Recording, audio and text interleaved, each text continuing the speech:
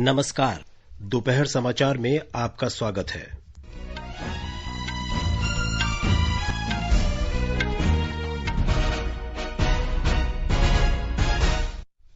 वित्त मंत्री निर्मला सीतारामन की अध्यक्षता में राजस्व में कमी और राज्यों को क्षतिपूर्ति पर चर्चा के लिए जीएसटी परिषद की बैठक जारी। कोविड-19 रोगियों के स्वस्थ होने की दर 49.47% हुई। अब तक 1,47,000 से अधिक रोगी स्वस्थ। उच्चतम न्यायालय का निर्देश, उन निजी कंपनियों पर जबरन कार्रवाई न की जाए जिन्होंने लॉकडाउन के दौरान पूरे वेतन का भुगतान नहीं किया। रक्षा मंत्रालय ने भारतीय विक्रेताओं के साथ मौजूदा अनुबंधों के लिए साजो सामान की आपूर्ति की अवधि 4 महीने बढ़ाई। भारत ने ब्रिटेन से कहा, भगोड़े कारोबारी विजय माल्या को शरण देने के अनुरोध पर विचार न किया जाए।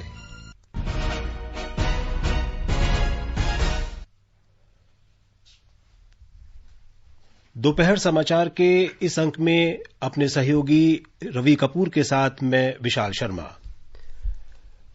राजस्व में आई कमी और राज्यों को क्षतिपूर्ति जैसे मुद्दों पर विचार के लिए वस्तु और सेवा कर जीएसटी परिषद की 40वीं बैठक नई दिल्ली में चल रही है। वीडियो कॉन्फ्रेंस के जरिए इस बैठक की अध्यक्षता वित्त मंत्री निर्मला सीतारामन कर रही हैं। जीएसटी परिषद की ये बैठक राष्ट्रव्यापी लॉकडाउन के बाद पहली बार हो रही है। वित्त राज्य मंत्री अनुराग ठाकुर, राज्यों तथा केंद्र शासित प्रदेशों के वित्त मंत्री और केंद्र तथा राज्य सरकारों के वरिष्ठ मंत्री बैठक में भाग ले रहे हैं। देश में कोरोना संक्रमण से स्वस्थ होने वालों की दर 49.47% हो गई है। कुल 1,47,195 लोग ठीक हो चुके हैं। पिछले 24 घंटे के दौरान 6,166 लोग स्वस्थ हुए हैं। देश में इस समय 1,41,842 रोगियों का उपचार चल रहा है। स्वास्थ्य और परिवार कल्याण मंत्रालय के अधिकारी ने बताया कि पिछले 24 घंटे के दौरान 10,956 लोगों में कोविड-19 की पुष्टि होने के बाद देश में संक्रमित लोगों की संख्या 2,97,535 हो गई है। एक ही दिन में संक्रमित लोगों की ये सर्वाधिक संख्या है। पिछले 24 घंटे के दौरान 396 लोगों की मौत होने से मृतकों की कुल संख्या 8,498 हो गई है। देश में कोरोना से मृत्यु दर 2.85% पर पहुंच गई है। इस बीच भारतीय आयुर्विज्ञान अनुसंधान परिषद के अधिकारी ने कहा है कि पिछले 24 घंटे के दौरान देश की विभिन्न प्रयोगशालाओं में संक्रमण के 1,50,305 नमूनों की जांच की गई। अब तक कुल 52,13,140 नमूनों की जांच की जा चुकी है। परिषद सरकारी तथा निजी प्रयोगशालाओं को जांच की अनुमति देकर लगातार जांच सुविधाओं में वृद्धि कर रही है। अब तक देश भर में 877 प्रयोगशालाओं को जांच की अनुमति दी जा चुकी है। इनमें 637 सरकारी और 240 निजी क्षेत्र की प्रयोगशालाएं हैं। भारतीय आयुर्विज्ञान अनुसंधान परिषद आईसीएमआर ने जोर देकर कहा है कि भारत में कोविड-19 महामारी का सामुदायिक फैलाव नहीं हो रहा है। कल नई दिल्ली में आईसीएमआर के महानिदेशक डॉक्टर बलराम भार्गव ने कहा कि देश को निगरानी और रोकथाम संबंधी रणनीतियों को जारी रखना होगा। उन्होंने कहा कि भारत जितना बड़ा देश है, उसे देखते हुए महामारी का फैलाव काफी कम है। डॉक्टर भार्गव ने बताया कि भारत में प्रति लाख जनसंख्या के पीछे कोविड-19 रोगियों की संख्या दुनिया में सबसे कम है। इसी तरह प्रति लाख मृत्यु दर की दृष्टि से भी भारत दुनिया के सबसे कम मृत्यु वाले देशों में है। स्वास्थ्य मंत्रालय के प्रवक्ता लव अग्रवाल ने बताया कि इस समय ठीक हुए रोगियों की संख्या इलाज करा रहे मरीजों की तुलना में अधिक है। हम देश में रिकवरी रेट में समय के साथ इजाफा पा रहे हैं। देश का रिकवरी रेट 49.21% है। इसके साथ पॉजिटिव न्यूज यह है कि नंबर ऑफ पेशेंट रिकवर्ड अब वह नंबर एक्सीड करता है नंबर ऑफ एक्टिव पेशेंट से। एज ऑन 11 जून हमारे देश में 1,41,028 इंडिविजुअल्स क्योर रिकवर हो चुके हैं। आकाशवाणी के समाचार सेवा प्रभाग से विशेषज्ञों की सलाह श्रृंखला में कोविड-19 पर प्रमुख चिकित्सा विशेषज्ञों की राय प्रसारित की जाती है। अखिल भारतीय आयुर्विज्ञान संस्थान के पल्मोनरी विभाग के अध्यक्ष डॉक्टर अनंत मोहन ने लोगों से कहा है कि वे हाइड्रोक्सीक्लोरोक्विन या मलेरिया रोधी कोई अन्य दवा का सेवन चिकित्सक की सलाह के बिना न करें। Please do not take medicines such as azithromycin, other antibiotics, antivirals or hydroxychloroquine or other antimalarials without a proper prescription by a doctor. Do not self-medicate. Indian medical association IMA के अध्यक्ष doctor Rajan Sharma ने घर से बाहर निकलते समय साफ सफाई का विशेष ध्यान रखने की सलाह दी है। अगर आप सब्जी लेने जा रहे हैं, सैनिटाइजर साथ लेके जाएं। जिस भी जगह को छुएं उसको सैनिटाइजर से या अपना साबुन रखें हाथ में, उसे धोइए या फिर अपने हाथ में ग्लव्स डाल के जाइए। साथ में कोई थैला या टोकरी लेके जाइए जिसमें सब्जी डलवा लें, ताकि घर आके उसको पानी में डाल के उसको अच्छी तरह से धो सकें। आकाशवाणी का समाचार सेवा प्रभाग आज फोन इन कार्यक्रम में कोविड-19 पर विशेष परिचर्चा प्रसारित करेगा। इसमें मैक्स अस्पताल के वरिष्ठ फिजिशियन डॉक्टर बलबीर सिंह भाग लेंगे। इसे रात 9:30 से FM गोल्ड और अतिरिक्त मीटरों पर सुना जा सकता है। श्रोता स्टूडियो में फोन कर विशेषज्ञ से सवाल पूछ सकते हैं। नंबर है 011-2331-4444। हमारा टोल फ्री नंबर है 1800-115767। भारत के पूर्व महान क्रिकेटर सचिन तेंदुलकर ने कोरोना से बचाव के लिए सभी को घरों में ही रहने की सलाह दी है। इस वायरस को रोकने का एक ही तरीका है कि हम सब अपने घरों में रहें। इसे एक मौका समझिए अपने फैमिली के साथ वक्त बिताने का। आप अपने आप को, हमारे समाज को, हमारे देश को और सारी दुनिया को इस वायरस से बचा सकते हैं सिर्फ अपने अपने घरों में रहकर। एक समाज के तौर पर हमारी ये जिम्मेदारी है कि हम में से जो लोग पॉजिटिव टेस्ट हुए हैं उन्हें हमारा स्नेह मिले, उनका हम ध्यान रखें और वो कोई शर्मिंदगी महसूस ना करें। कोरोना वायरस के खिलाफ इस जंग को हम जीत सकते हैं एक दूसरे का सहयोग करके। ये समाचार आकाशवाणी से प्रसारित किए जा रहे हैं। ताजा समाचार जानने के लिए आप हमारे Twitter handle @AIR News Hindi को फॉलो कर सकते हैं। अपने साथ अपनों का ध्यान रखो, बड़े बुजुर्गों का तुम ध्यान रखो, तो बात करो, कुछ मदद करो, कोरोना के चलते याद रखो, घर की सफाई ना भूलना, हाथों को धोना मत भूलना, सुरक्षित दादा दादी नाना नानी अभियान, अपने साथ अपनों का ध्यान।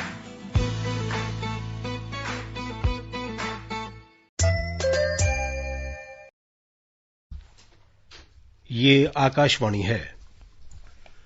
नागालैंड में आज 26 लोगों में संक्रमण की पुष्टि हुई। 25 मई को पहले मामले का पता चलने के बाद एक दिन में संक्रमण की ये सबसे बड़ी संख्या है। इसके साथ राज्य में कोविड-19 से संक्रमित लोगों की संख्या 156 हो गई है। इनमें से 126 का इलाज चल रहा है और 30 लोग स्वस्थ हो चुके हैं। सिक्किम में 14 लोगों में संक्रमण की पुष्टि हुई है। इसके साथ ही कोविड-19 रोगियों की संख्या 24 हो गई है। स्वास्थ्य विभाग के महानिदेशक डॉक्टर पेम्मा शेरिंग भूटिया ने इसकी पुष्टि की है। डॉक्टर भूटिया ने बताया कि सभी 14 लोग महाराष्ट्र से वापस आए और पूर्वी सिक्किम जिले में क्वारंटीन केंद्र में थे। इस क्वारंटीन केंद्र को कंटेनमेंट केंद्र घोषित कर दिया गया है। अरुणाचल प्रदेश में कोविड-19 के 6 नए मामलों की पुष्टि हुई है। इसके साथ ही राज्य में संक्रमित लोगों की संख्या बढ़कर 67 हो गई है, जिनमें 63 सक्रिय मामले हैं। 4 मरीजों को स्वस्थ होने पर अस्पताल से छुट्टी दे दी गई है। मध्य प्रदेश में पिछले 24 घंटों में 192 लोगों में संक्रमण की पुष्टि के साथ राज्य में कोरोना संक्रमित लोगों की संख्या 10,241 हो गई है। इस दौरान 4 मरीजों की मौत के बाद मृतकों की संख्या 431 हो गई है। हमारे संवाददाता ने बताया है कि 31 मई को लॉकडाउन में छूट मिलने के बाद राज्य में कोविड-19 के 2,152 नए मामले सामने आए हैं। मध्य प्रदेश के 28 जिलों में बुधवार शाम से कोरोना वायरस संक्रमण का कोई नया मामला सामने नहीं आया है। वहीं राजधानी भोपाल में 85 जबकि इंदौर में 41 मामले सामने आए हैं। इसके फलस्वरूप राज्य में सबसे अधिक प्रभावित जिले इंदौर में संक्रमितों की संख्या बढ़कर 3,922 हो गई है। भोपाल में भी कोविड-19 के अब 2,012 मरीज हैं। इस बीच राज्य सरकार ने कोरोना वायरस मामलों की बढ़ती संख्या के मद्देनजर राजधानी भोपाल में प्रत्येक शनिवार और रविवार को बाजारों को बंद करने का निर्णय लिया है। स्वास्थ्य मंत्री नरोत्तम मिश्रा ने संवाददाताओं को बताया कि मुख्यमंत्री शिवराज सिंह चौहान ने अधिकारियों को भोपाल पर ध्यान केंद्रित करने के निर्देश दिए हैं, क्योंकि अन्य हिस्सों में संक्रमण की स्थिति अब नियंत्रण में है। संजीव शर्मा, आकाशवाणी समाचार, भोपाल। पंजाब के मुख्यमंत्री कैप्टन अमरिंदर सिंह ने सप्ताहांत और सार्वजनिक अवकाश के दिनों में पूर्णबंदी लागू किए जाने का आदेश दिया है।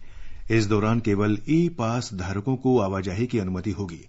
स्वास्थ्य और आवश्यक सेवाकर्मियों के अलावा अन्य नागरिकों के लिए COVA ऐप से ई पास डाउनलोड करना जरूरी होगा। मुख्यमंत्री ने कोविड-19 स्थिति और संक्रमण का फैलाव रोकने की राज्य की तैयारियों की समीक्षा के लिए वीडियो कॉन्फ्रेंस के जरिए आयोजित बैठक में ये निर्देश दिए।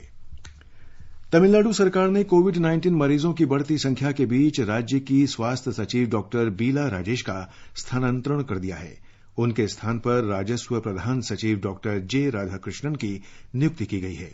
डॉक्टर बीला राजेश को वाणिज्य, कर और पंजीकरण विभाग में भेजा गया है। दिल्ली में पिछले 24 घंटे के दौरान 1877 लोगों में कोरोना संक्रमण की पुष्टि हुई। राजधानी में कुल संक्रमितों की संख्या 34,687 हो गई है। दिल्ली सरकार के अनुसार अब तक 12,731 लोग उपचार के बाद स्वस्थ हुए हैं। दिल्ली में अब तक कोविड-19 से 1,085 लोगों की मौत हो चुकी है। दिल्ली के स्वास्थ्य मंत्री सत्येंद्र जैन ने कहा है कि कोविड-19 को फैलने से रोकने के लिए एहतियाती उपाय के रूप में किया गया लॉकडाउन बढ़ाया नहीं जाएगा। दिल्ली में इस संक्रमण के 34,000 से अधिक मामले सामने आए हैं। इससे 1,085 लोगों की मौत हो चुकी है। कोविड-19 महामारी की मौजूदा स्थिति को देखते हुए केरल सरकार ने शबरीमला अयप्पा मंदिर में श्रद्धालुओं के प्रवेश नहीं होने देने का निर्णय लिया है। 10 दिन का वार्षिक उत्सव भी रद्द करने और केवल अनुष्ठान संपन्न करने का फैसला किया गया है। तिरुमला मंदिर में कल भगवान वेंकटेश्वर के दर्शन पाकर श्रद्धालु और भक्तगण अति प्रसन्न हैं। तिरुमला तिरुपति देवस्थानम ने 82 दिन के अंतराल के बाद श्री वेंकटेश्वर स्वामी के दर्शनों की व्यवस्था की थी। इस दौरान कोविड-19 के दिशा निर्देशों का पूरा ध्यान रखा गया। देवस्थानम के कर्मचारियों के लिए प्रयोग के तौर पर 8, 9 और 10 जून को 3 दिनों के लिए और स्थानीय लोगों के लिए 10 जून को दर्शनों की व्यवस्था की थी। 11 जून से आम जनता के लिए दर्शन खोल दिए गए हैं। मंगलवार से अब तक 6,998 श्रद्धालुओं ने बालाजी के दर्शन कर लिए थे। रेल विभाग राज्य सरकारों को कोविड उपचार केंद्र मुहैया कराएगा। इसके लिए विभाग ने 10-10 बोगियों वाली रेलगाड़ियां तैयार की हैं, जिनमें से प्रत्येक बोगी में 16 कोरोना मरीज रखे जा सकेंगे। रेल मंत्रालय के अनुसार कोरोना मरीजों की देखभाल के लिए अब तक 5,231 बोगियों को तैयार किया जा चुका है। तेलंगाना सरकार ने राज्य के 3 स्टेशनों सिकंदराबाद, काचीगुडा और आदिलाबाद के लिए ऐसी बोगियों की मांग की है। वहीं उत्तर प्रदेश सरकार ने 24 स्टेशनों पर इनकी तैनाती की योजना बनाई है। दिल्ली में शकूर बस्ती स्टेशन पर पहले से ही ऐसी 10 बोगियां मौजूद हैं। रेल मंत्रालय के अनुसार इन बोगियों का उपयोग कोरोना के सामान्य मरीजों की देखभाल के लिए किया जा सकता है। ये बोगियां ऐसे इलाकों के लिए हैं जहां राज्य सरकार के अपने संसाधन पर्याप्त नहीं रह गए हैं और कोरोना के संदिग्ध तथा पुष्ट मामलों के लिए सुविधाएं बढ़ाना जरूरी हो गया है। मिजोरम में कोविड महामारी के मद्देनजर विभिन्न क्षेत्रों से जुड़े लोग मदद के लिए आगे आए हैं। देश के विभिन्न क्षेत्रों में फंसे 9,000 से अधिक लोगों को राज्य में वापस आने पर क्वारंटीन में रखा गया है। बहुत से लोग उन्हें खाद्य वस्तुएं तथा अन्य सामग्री उपलब्ध करा रहे हैं। भारत म्यांमार सीमा पर स्थित दूरदराज के लांगतलाई जिले के लाई जनजातीय लोग अपने आसपास के लोगों की सहायता और देखभाल कर अनुकरणीय काम कर रहे हैं। योंगलाई संगठन ने जिले में 3 क्वारंटीन केंद्रों में लोगों को कंबल, तकिए, बेडशीट, बाल्टी, मग जैसी बेहद जरूरी वस्तुओं के सैकड़ों बंडल मुहैया कराए हैं। अनुकरणीय सेवा के लिए ऐसे लोगों को धन्यवाद दिया। गुजरात विज्ञान और टेक्नोलॉजी परिषद गुजकोस्ट डिजिटल तरीके से पढ़ाई कराने के लिए एक अनोखा तरीका शुरू करने जा रही है। इसमें शिक्षकों को पढ़ाई में डिजिटल टेक्नोलॉजी का उपयोग करने के बारे में प्रशिक्षण दिया जा रहा है। कोविड-19 महामारी को देखते हुए जब ऑनलाइन मीडिया का विभिन्न क्षेत्रों में व्यापक उपयोग किया जाने लगा है, पढ़ाई में भी इसकी उपयोगिता साबित हो गई है। हमारी संवाददाता ने बताया है कि गुजरात के 33 जिलों के 250 चुने हुए शिक्षकों को G-Swan के एडोबी कनेक्ट प्लेटफॉर्म से जोड़ा गया है। गुजकोस्ट ने माध्यमिक और उच्च माध्यमिक विद्यालयों के शिक्षकों को डिजिटल प्रशिक्षण प्रदान करने के लिए लर्निंग लिंक्स नाम के गैर सरकारी संगठन के साथ हाथ मिलाया है। आकाशवाणी से बात करते हुए वरिष्ठ वैज्ञानिक और गुजकोस्ट के सलाहकार नरोत्तम साहू ने कहा कि डिजिटल लर्निंग कक्षाओं के 4 साप्ताहिक सत्र आयोजित किए जाएंगे। उन्होंने कहा कि 10 जून को आयोजित किए गए पहले सत्र में राज्य की अलग अलग निजी स्कूलों में से 70 शिक्षकों ने हिस्सा लिया था। प्रशिक्षण में विभिन्न डिजिटल उपकरणों का परिचय, स्मार्टफोन के रचनात्मक उपयोग, डिजिटल इमोशनल वेलबींग और साइबर सुरक्षा जैसे कई विषय शामिल थे। इसके अलावा गुजकॉस ने 6ठी से 12वीं कक्षा के छात्रों के लिए ऑनलाइन समर कैंप भी आयोजित किया है, जिसमें छात्रों को विविध गेमिंग उपकरणों का परिचय किया जाएगा और गेम डिजाइनिंग का भी प्रशिक्षण दिया जाएगा। अपर्णा खुन, आकाशवाणी समाचार, अहमदाबाद। कर्नाटक सड़क परिवहन निगम ने कक्षा 10वीं और 12वीं के परीक्षार्थियों के लिए आज से मुफ्त बस सेवा उपलब्ध कराने के आदेश दिए हैं। छात्र अपने परीक्षा कार्ड दिखाकर इस मुफ्त सेवा का लाभ उठा सकते हैं। ये बसें परीक्षा के दिन परीक्षा केंद्रों और विभिन्न गंतव्यों के बीच चलेंगी। राज्य में 10वीं कक्षा की परीक्षा 25 जून से 4 जुलाई और 12वीं कक्षा की अंग्रेजी की परीक्षा 18 जून को होनी है। लॉकडाउन के कारण परीक्षाओं की तिथि फिर से तय की गई है। आवासन और शहरी कार्य मंत्रालय ने राज्यों, शहरों और मेट्रो रेल कंपनियों को एक परामर्श जारी किया है, जिसमें कोविड-19 आपदा को ध्यान में रखते हुए उन्हें शहरी परिवहन सेवाएं उपलब्ध कराने के संबंध में 3 सूत्री नीति का सुझाव दिया गया है। इसके अनुसार उन्हें 6 महीने के लिए अल्पावधि उपाय करने, 1 साल के लिए मध्यम अवधि उपाय और 1 से 3 साल के लिए दीर्घकालिक उपाय करने को कहा गया है। आवासन और शहरी कार्य मंत्रालय के सचिव दुर्गा शंकर मिश्र द्वारा भेजे गए इस परामर्श में परिवहन के ऐसे साधनों को बढ़ावा देने और फिर से शुरू करने को कहा गया है जिसमें मोटर का उपयोग न हो। उन्होंने कहा है कि शहरों में लोग 5 किलोमीटर से कम दूरी की यात्राएं अधिक करते हैं। ऐसे में कोविड-19 के इस दौर में मोटर रहित वाहन उनकी आवश्यकताओं को पूरा कर सकते हैं। उन्होंने कहा है कि इस तरह के वाहन किफायती होते हैं, इन्हें चलाना आसान होता है, इनमें मानव संसाधनों का उपयोग भी कम होता है और ये पर्यावरण की दृष्टि से भी सुरक्षित हैं।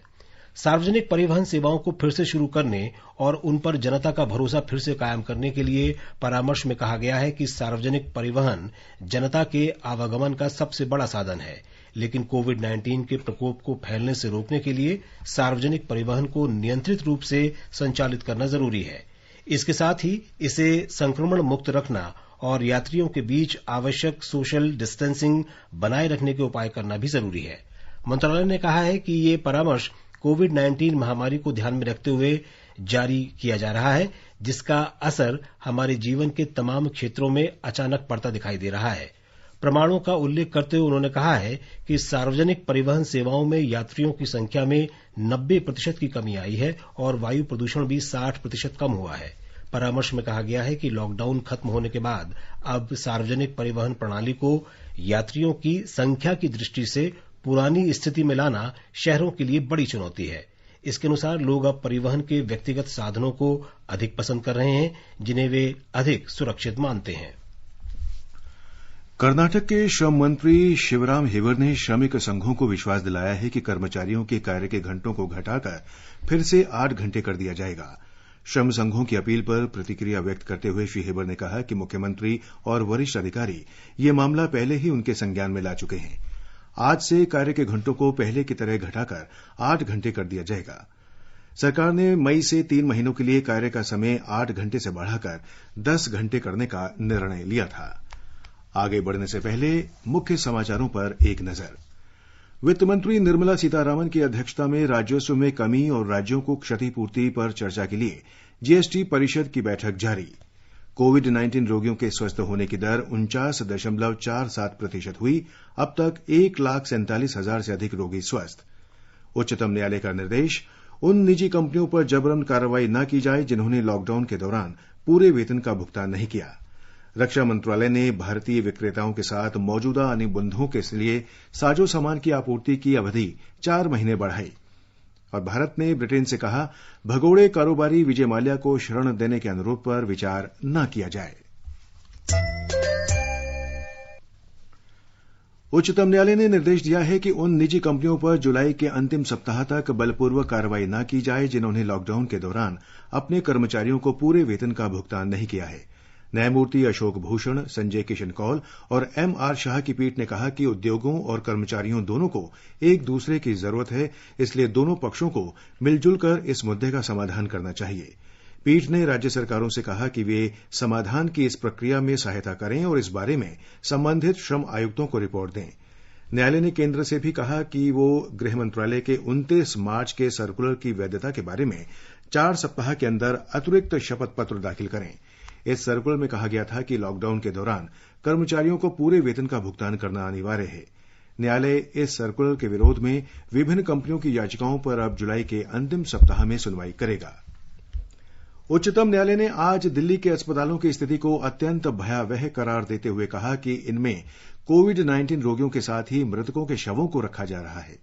न्यायालय ने रोगियों के साथ हो रहे व्यवहार और शवों को रखने के मामलों का स्वतः संज्ञान लेते हुए केंद्र और राज्य सरकारों से इस बारे में जवाब तलब किया है। उच्चतम न्यायालय ने कहा कि अस्पताल शवों पर उचित ध्यान नहीं दे रहे और मृतकों के परिवारों को भी मौत की सूचना नहीं दी जा रही है, जिस कारण परिजन अंतिम संस्कार में नहीं पहुंच पा रहे हैं। न्यायमूर्ति अशोक भसीन, न्यायमूर्ति एसके कौल और न्यायमूर्ति एमआर शाह की पीठ ने इस सिलसिले में केंद्र सरकार, महाराष्ट्र सरकार, पश्चिम बंगाल सरकार और तमिलनाडु सरकार को नोटिस जारी किए हैं। सुनवाई के दौरान पीठ ने कहा कि दिल्ली की स्थिति अत्यंत भयावह और दुखद है। पीठ ने कहा कि केंद्र के दिशा निर्देशों का पालन नहीं किया जा रहा है।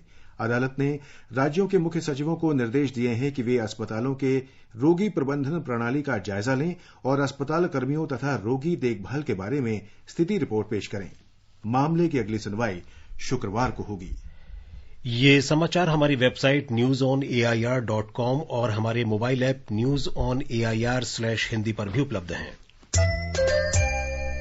अरे बबलू, लॉकडाउन खुलते ही टहलने निकल पड़े। महामारी अभी फैली हुई है। सरपंच जी, टहलने नहीं, काम पे वापस जा रहे हैं। तुझे डर नहीं लगता वायरस पकड़ लेगा? पहले थोड़ा बहुत डर लगता था, फिर पता चला कि अगर मैंने पूरी सावधानी बरती तो ये बीमारी होने की संभावना कम है। सबसे महत्वपूर्ण है ये मास्क। काम पर मास्क हमेशा पहनूंगा, समय समय पर हाथ धोता रहूंगा और दूसरों से हर वक्त कम से कम 2 गज की दूरी बनाए रखूंगा। खुद को, दूसरों को और अपने परिवार वालों को भी सुरक्षित रखूंगा। अरे भाई, मेरी जिम्मेदारी बनती है तुझे चेतावनी देना, तो दे दिया। जब देश के मेडिकल और स्वच्छता कर्मचारी रोज कोरोना वायरस से लड़ने का काम कर रहे हैं तो हमारी भी तो जिम्मेदारी बनती है अपना काम करने की। बबलू, तुझे कुछ हो गया तो? हजारों लोग इस बीमारी को हराकर ठीक हो चुके हैं और अगर किसी कारण मुझे ये बीमारी हो भी जाए तो सरकार ने अस्पताल में हमारे इलाज के लिए पर्याप्त व्यवस्था कर रखी है। ये घबराने का वक्त नहीं, एक दूसरे का हौसला बढ़ाने का वक्त है। कोरोना वायरस से हमें लड़ाई जारी रखनी पड़ेगी और उससे डर कर नहीं, पूरी सावधानी के साथ डट कर चलिए। रुकी जिंदगी को आगे बढ़ाएं, देश को आत्मनिर्भर बनाएं। जय हिंद। दोपहर समाचार में आपका फिर स्वागत है। रक्षा मंत्रालय ने कोविड-19 की वजह से सप्लाई चेन में उत्पन्न व्यवधान को देखते हुए पूंजीगत साजो सामान की सप्लाई के लिए भारतीय विक्रेताओं को दिए गए सभी मौजूदा आदेशों की अवधि 4 महीनों के लिए बढ़ा दी है। रक्षा मंत्री राजनाथ सिंह ने आज इस आशय के आदेश को स्वीकृति प्रदान की। हमारे संवाददाता ने खबर दी है कि इस आदेश के अनुसार अप्रत्याशित कारणों से दी गई ये मोहलत 4 महीने यानी 25 मार्च 2020 से 24 जुलाई 2020 तक के लिए लागू होगी।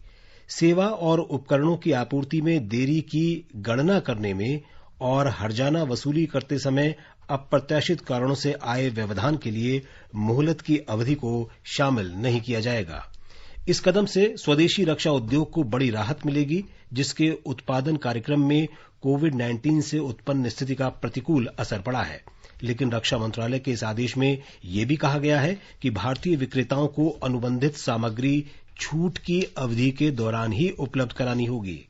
विदेशी विक्रेता अपने देश में कोविड लॉकडाउन की वजह से उत्पन्न स्थिति के आधार पर रक्षा मंत्रालय में सप्लाई के लिए मोहलत देने के लिए आवेदन कर सकते हैं। भारत ने ब्रिटेन सरकार से कहा है कि वो भगोड़े कारोबारी विजय माल्या के शरण देने के अनुरोध को स्वीकार न करे।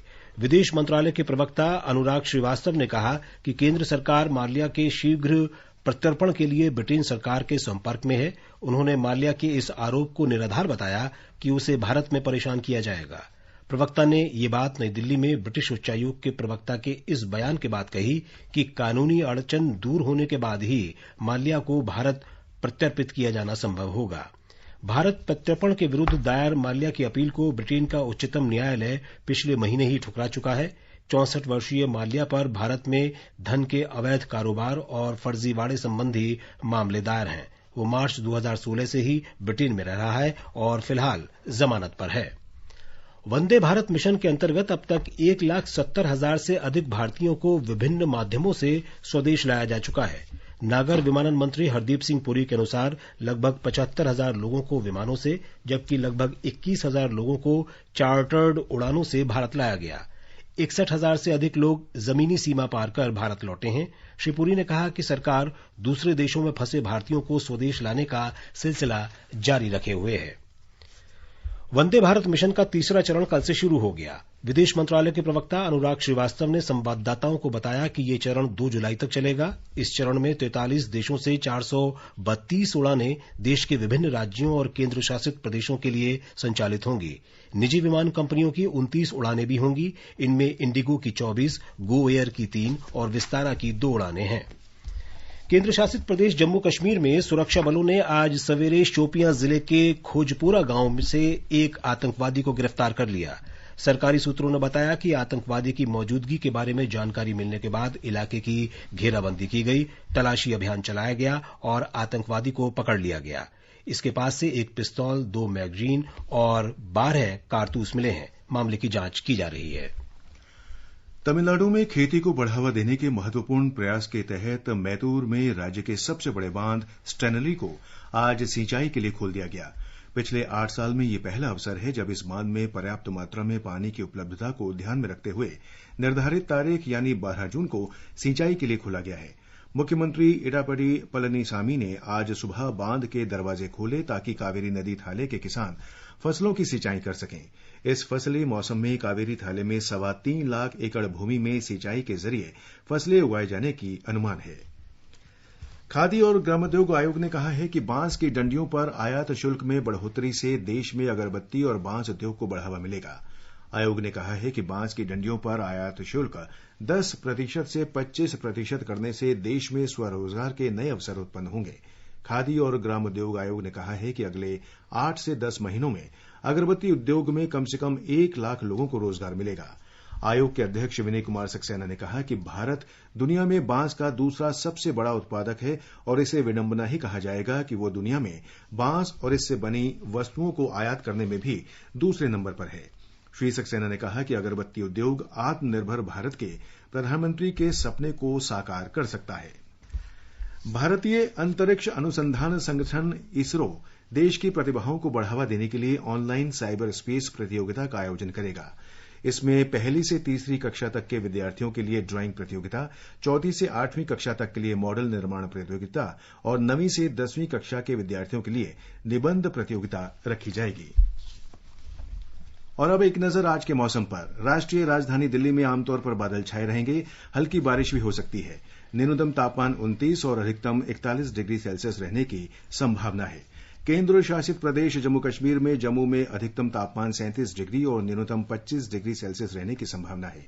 आंशिक रूप से बादल छाए रहेंगे। गरज के साथ वर्षा होने और धूल भरी आंधी चलने की संभावना है।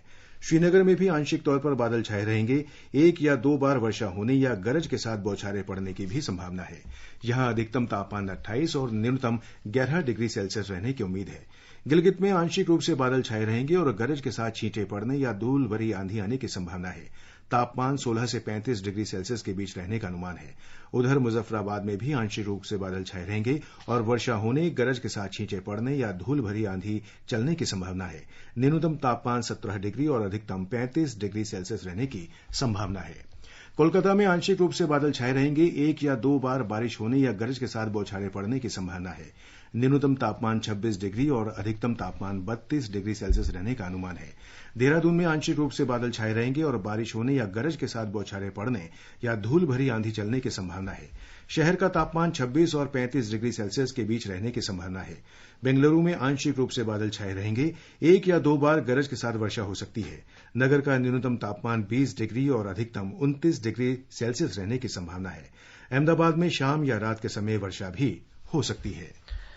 और अंत में मुख्य समाचार एक बार फिर। वित्त मंत्री निर्मला सीतारामन की अध्यक्षता में राजस्व में कमी और राज्यों को क्षतिपूर्ति पर चर्चा के लिए जीएसटी परिषद की बैठक जारी है। कोविड-19 रोगियों के स्वस्थ होने की दर 49.47% हुई। अब तक 1,47,000 से अधिक रोगी स्वस्थ। उच्चतम न्यायालय का निर्देश, उन निजी कंपनियों पर जबरन कार्रवाई न की जाए जिन्होंने लॉकडाउन के दौरान पूरे वेतन का भुगतान नहीं किया। रक्षा मंत्रालय ने भारतीय विक्रेताओं के साथ मौजूदा अनुबंधों के लिए साजो सामान की आपूर्ति की अवधि 4 महीने बढ़ाई और भारत ने ब्रिटेन से कहा भगोड़े कारोबारी विजय माल्या को शरण देने के अनुरोध पर विचार न किया जाए। इसके साथ ही दोपहर समाचार का ये अंक समाप्त हुआ। नमस्कार।